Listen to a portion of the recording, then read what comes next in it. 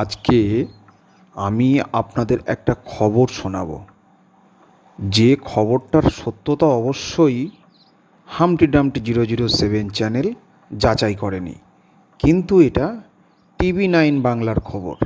শুনুন আপনারা।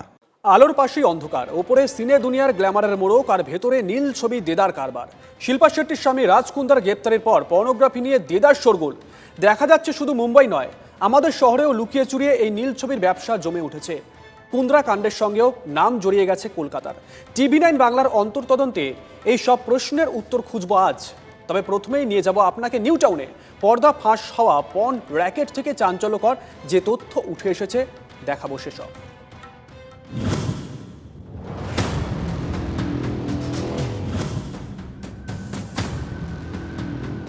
নন্দিতা দত্ত এবং মৈনাক ঘোষ। পুলিশ বলছে নিউ টাউনের পর্ন চক্রের মাথা এই দুজনই। নন্দিতা নিজেকে অভিনেত্রী বলেই পরিচয় দেন, কিন্তু না, পুলিশের দাবি পর্ন শুট থেকে নতুন নিয়োগ। নন্দিতার বায়োডাটা জুড়ে শুধুই পর্নোগ্রাফি। নন্দিতার সাগরেদ মৈনাক আবার মুভি এপিক নামে একটি সংস্থার কর্ণধার। পর্নোগ্রাফির চিত্রগ্রাহক হিসেবে কাজ করতেন এই মৈনাক। সংস্থার নাম শুনে বোঝা কঠিন নয়, এই গোটা কাণ্ডই এতদিন হচ্ছিল শো বিজনেসের মোড়কে। মুম্বাইয়ের পর্নকাণ্ডের সঙ্গেও যোগ ছিল এই চক্রের। পর্নকাণ্ডের দুই পাণ্ডাকে জেরা করে চাঞ্চল্যকর কিছু তথ্য উঠে এসেছে পুলিশের হাতে। কিরকম? প্রথমে যুবতীদের বোল্ড ফটোশুট করা হতো, পরে সেই ছবি দেখিয়ে ব্ল্যাকমেল করে তাদের পর্ন ছবির শুটিং করানো হতো। নন্দিতাকে জেরা করে আরও দুই তরুণীর হদিশ পেয়েছেন তদন্তকারীরা। নন্দিতা নীল ছবিতে অভিনয় করেছেন। অ্যাডাল্ট ওয়েব কন্টেন্টে তিনি ন্যান্স নামে পরিচিত। নিউ টাউনের মূলত 3টি হোটেলে পর্নোগ্রাফি শুটিং করতেন মৈনাক নন্দিতা। সেই ছবি আপলোড হতো দুটো পর্ন সাইটে। রাজ কুন্দ্রার গ্রেফতারিতে সেই দুটো সাইটের একটির কর্ণধার হিসেবে উঠে এসেছে যশ ঠাকুরের নাম। যশ অভিযোগ উড়িয়ে দিলেও কুন্দ্রা মামলায় অন্যতম সন্দেহভাজন তিনি। ওই 3 হোটেলের কর্মীদের জিজ্ঞাসাবাদ করে পর্নের শিকড় পর্যন্ত পৌঁছতে চাইছেন তদন্তকারীরা। কিভাবে চলতো এই কারবার? নিউ টাউন কাণ্ডের পর্দাফাঁসের পর নড়ে চড়ে বসেছে পুলিশ প্রশাসনও। দেখা যাচ্ছে অন্ধকারের অর্থনীতিও। প্রতি শুটিংয়ে 10 থেকে 12,000 টাকা দেওয়া হতো অভিনেতাদের। অভিজ্ঞদের একদিনের শুটে 40,000 টাকা পর্যন্ত দেওয়ার চল আছে। সেই ছবি বিভিন্ন অ্যাপ এবং OTT প্ল্যাটফর্মে বিক্রি হতো 80,000 থেকে 1 লক্ষ টাকায়। সেই ছবির ব্যবসা করে কয়েক লক্ষ গুণ বেশি টাকা রোজগার করে প্ল্যাটফর্মগুলো। অ্যাপ এবং সাইট থেকে বিপুল পরিমাণ বিদেশি অর্থ উপার্জন করা হয়। তদন্তকারীরা মনে করছেন লকডাউনের সুযোগে চটচড়িয়ে বাড়তে শুরু করে পর্নের কারবার। কিভাবে? কর্মহীন বহু মডেল অভিনেত্রীর সঙ্গে যোগাযোগ করা হতো। সোশ্যাল মিডিয়ার মাধ্যমেই চলত যোগাযোগ এবং নতুন নিয়োগ। লকডাউনের সময় নামমাত্র টাকায় হোটেলের ঘর ভাড়া পেতেন নন্দিতা মৈনাকরা। নাম প্রকাশে অনিচ্ছুক এক পর্ন অভিনেত্রী বলেছেন, লকডাউনে হাতে অন্য কাজ ছিল না, টাকার অভাবেই পর্নের দিকে ঝুঁকেছিলেন। তবে নিউ টাউন কাণ্ডের পর সতর্ক হয়েছে নীল ছবির কারবারিরা। পর্ন ছবি প্রতিরোধে তৎপর হয়েছে পুলিশ। এই অন্ধকার ব্যবসার শিকড়ের সন্ধান চলছে।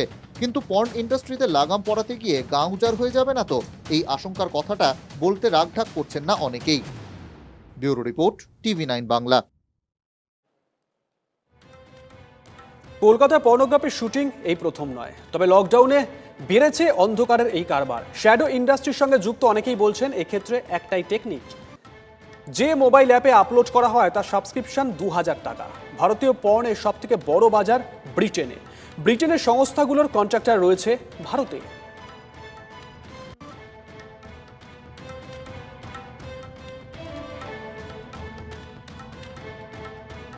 লকডাউন এক ধাক্কায় বাড়িয়ে দিয়েছে নীল ছবির শুটিং আর চাহিদা, সেই তথ্য দেখাবো আপনাদের। বিশ্বে 46 থেকে 74% পুরুষ ও 16 থেকে 41% মহিলা সক্রিয়ভাবে পর্ন দেখেন।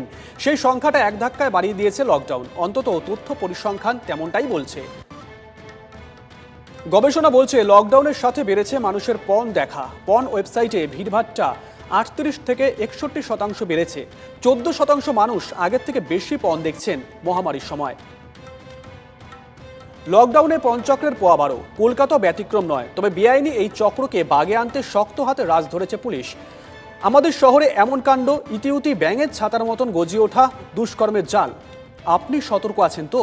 আপনি সাবধানে সোশ্যাল মিডিয়া ব্যবহার করছেন তো?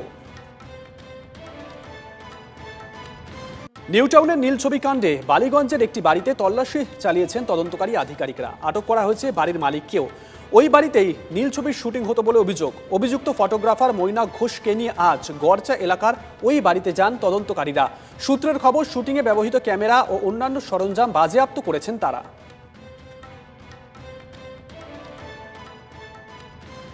শহরে ইতিউতি শ্যাডো ইন্ডাস্ট্রি, পর্নোগ্রাফি, পর্দাফাঁস, চাঞ্চল্যকর তথ্য প্রকাশ। সফট টার্গেট কারা, কিভাবে চলে এই বেনিয়ম? আপনি সতর্ক আছেন তো? সোশ্যাল মিডিয়ায় সাবধানে আছেন তো? সতর্ক থাকুন।